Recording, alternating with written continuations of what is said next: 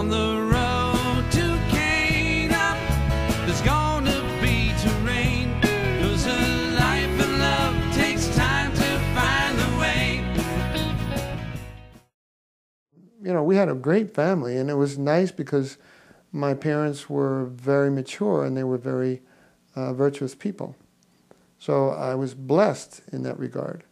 And of course, you know, other people that have come from dysfunctional families have excuses. I have no excuses for my faults.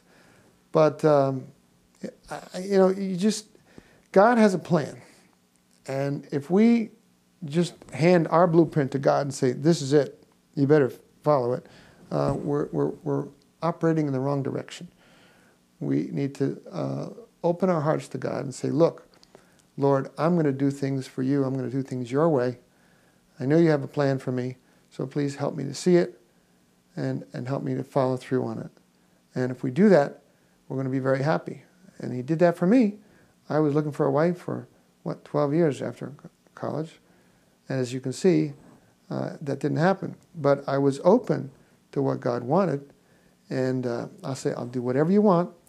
I'll even become a priest. I know you don't want me to become a priest, but I'll even become a priest if you want. So he surprised me.